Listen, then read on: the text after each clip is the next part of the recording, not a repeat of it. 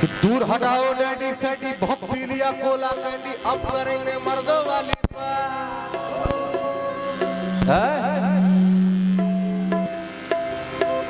खूब पिएंगे beer share साथ में लेके सेक्सी डियर पार्टी चलेगी सारी रात। अरे यार ये लंदन का बात होता कहाँ शास्त्रीय संगीत की जाती है भैया।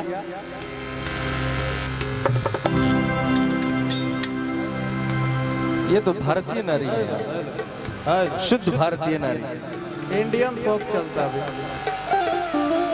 एक्चुअली ज्यादा इंडियन फोक ही ज्यादा चलता है। जोन जोन मजा सड़िया में बनो वो मजा कोनो में नहीं खे। बात सही है ना, साड़ी में लड़कियां बहुत अच्छी लगती है ना। जोन मजा सड़िया में बताओ मजा घघरिया में नहीं खे। आए हाय हाय हाय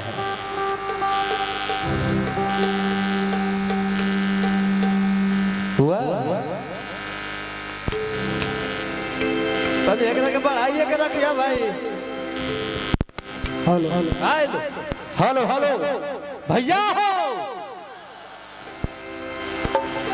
कि दूर हटाओ डैडी सैडी बहुत पी लिया कोला कैंडी अब करेंगे मर्दों वाली बात। पिएंगे बियर सियर साथ में लेके सेक्सी डियर पार्टी चलेगी सारी रात। लौंडिया लौंडिया लौंडिया लंदन से लाएंगे रात भर डीजे बजाएंगे। लौंडिया लंदन से लाएंगे रात भर डीजे बजाएंगे। दूर हटाओ करेंगे मर्दों वाली बात। पिएंगे बियर सियर साथ में लेके सेक्सी डियर पार्टी चलेगी सारी रात। लौंडिया लौंडिया लौंडिया लंदन से लाएंगे रात भर डीजे बजाएंगे। लौंडिया लंदन से लाएंगे रात भर डीजे बजाएंगे।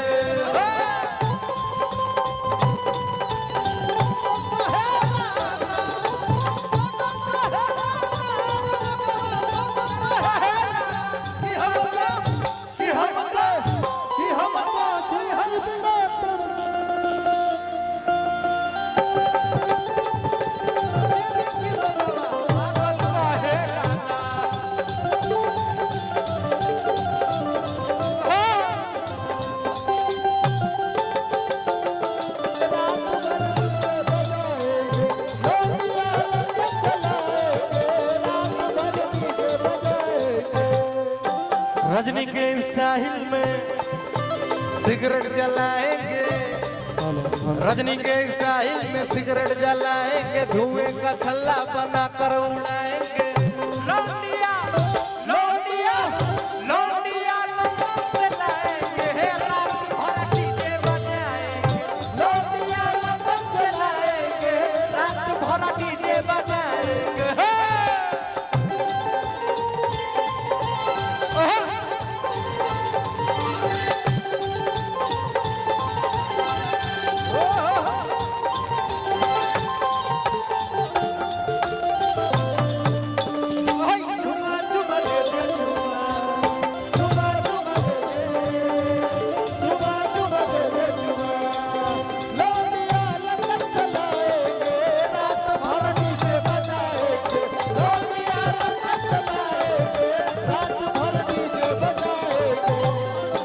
अंग्रेजी बेबी को देसी पिलाएंगे। भोजपुरिया गानों पे ठुमका लगाएंगे। अंग्रेजी बेबी को देसी पिलाएंगे भोजपुरिया गानों पे ठुमका लगाएंगे। लौंडिया लौंडिया लौंडिया लंदन से लाएंगे रात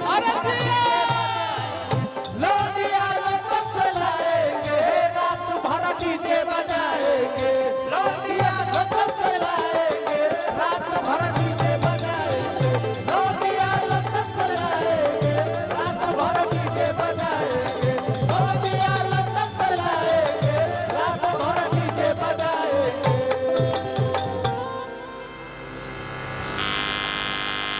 कहो